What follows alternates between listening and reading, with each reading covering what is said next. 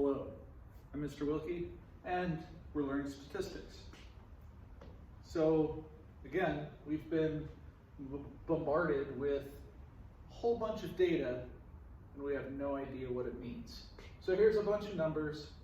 Sure would be nice if somebody would have told us what it meant. Oh wait, they did. These are the 2020 Major League Baseball salaries in millions per team. Okay, so it's quite a spread of salaries there. So let's look at this and say, how can we organize these? Well, we're going to try something called a dot plot. Now, we've done dot plots in here before, so let's talk about how to come up with this. Now, would it be smart to do this, do Yankees, and then draw 110 dots? No, that's way more work than we're going to do, and it's not going to really help, right?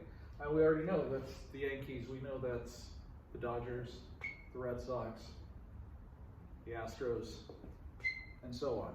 So let's just not do it that way. Let's get sort of a frequency thing going. So what we're going to do, first thing we always do when we're doing a dot plot is we draw our axis. Easy. All right, then we have to scale our axis. So we can decide, where do we want to start? Well, do we have to start at 0? And I know I said start at 0, you want to start at 0 on frequencies, but if your x-axis doesn't start till 24, you don't need to go all the way over to 0. If I'm putting height as my x-axis, 0 height makes no sense, right? So we don't need to do 0 for that, we want to do 0 for the frequencies. All right, so first let's start at 24. And then we're going to go by 12s. Why 12s? Well, because that's going to give us a fair number of bars, right? So 36, 48, 60, 72, 84, 96, 108, and then I can stop at 120. So that's 1, 2, 3, 4, 5, 6, 7, 8, 9. If I would have gone 2 through 11, that would have been 10. I could even do it by maybe 15 if I wanted. However you want to do it, just decide. I've got 30 numbers because there's 30 MLB teams, so clearly I didn't want to go by ones. That wouldn't make any sense.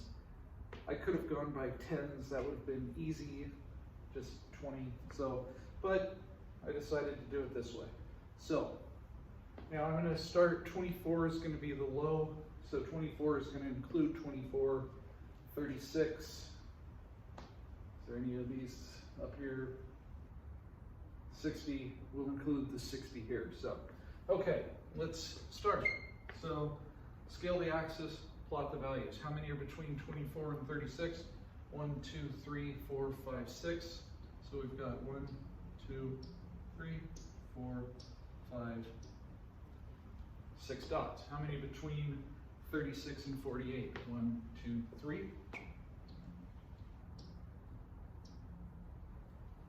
Now remember, you want it to be scaled properly, so if this goes up 3, it should be even with the third dot there. All right, 48. 1, 2, 3, 4, 5. We said that would not include the 60, so 5.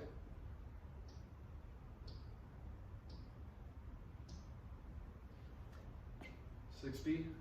1, 2, 3, 4, 5, 6, 7, 8, 9.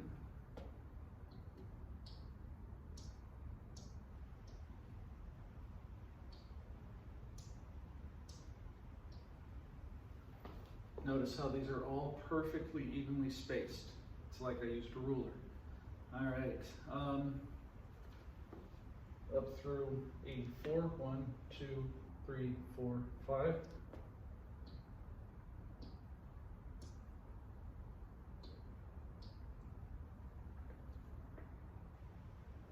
3, 4, 5. 1, 2, 3. See, these should be the same level. It's hard to do, huh? 4, 5.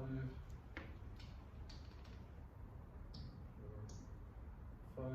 Maybe this one should have gone up a little, up a little, up a little.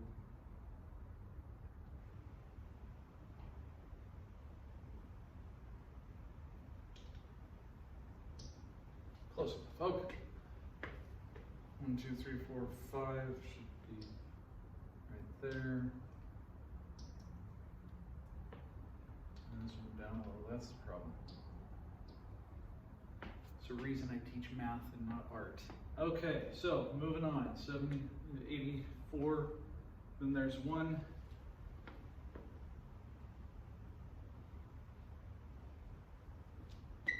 So 105 would go here, and 110 would go here, and there we go.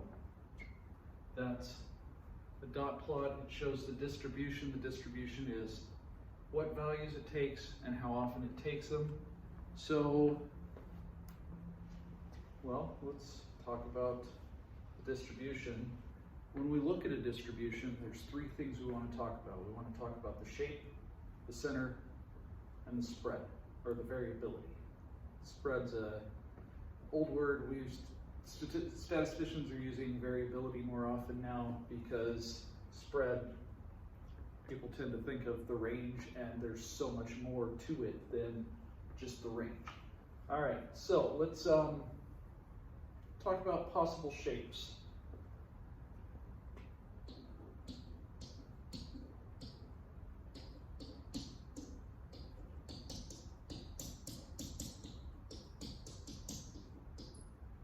Let's talk about the shape of a distribution. So we've seen distributions like this, sort of a bell shape. This is what we call symmetric.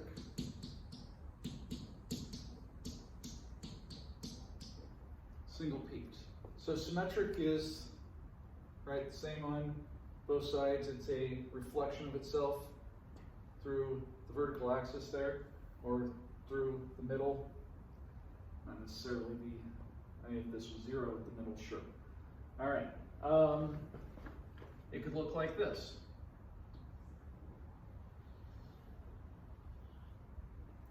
This is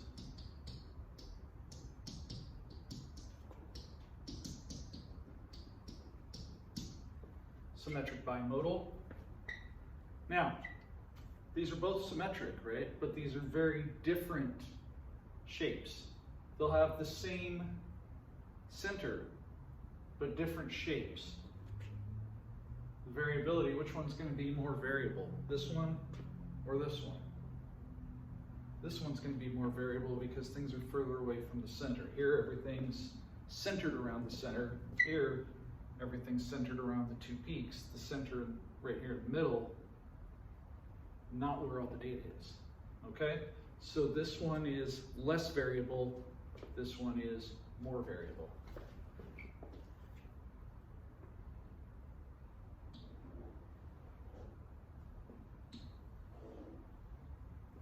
So let's look at these two.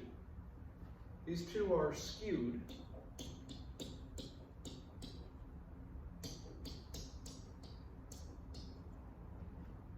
So which way do you think these are skewed? This one is skewed left or right? Actually, this is skewed right. This one is skewed left. So let's talk about what that means. So this is skewed right. Where's most of the data? To the left, right?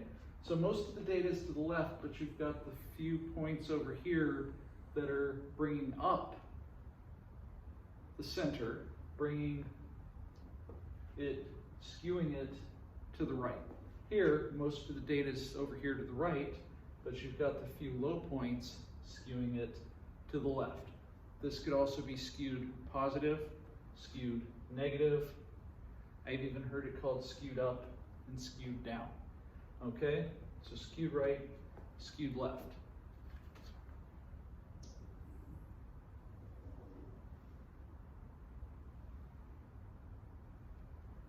And what shape is this?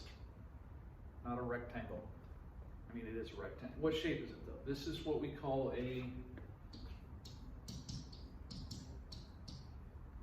uniform distribution. The uniform distribution is going to be the same everywhere.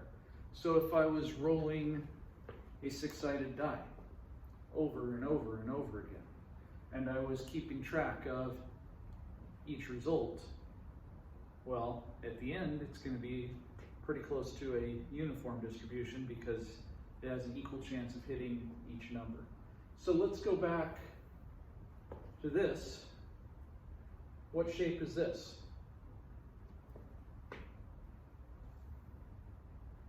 Skewed right, isn't it? Because we've got most of the data to the left, but then there's a couple teams that Yankees, Dodgers seem to have enough money that it brings up the center. Okay? Does anybody have any questions? Does all this make sense? Okay, well that's going to be a short day. It's a short class, so we're going to call it here. Class, I'm going to go over some questions with you. Those of you watching at home, thanks for watching at home. Thanks to Kuro for the t-shirt, and I will see you guys soon.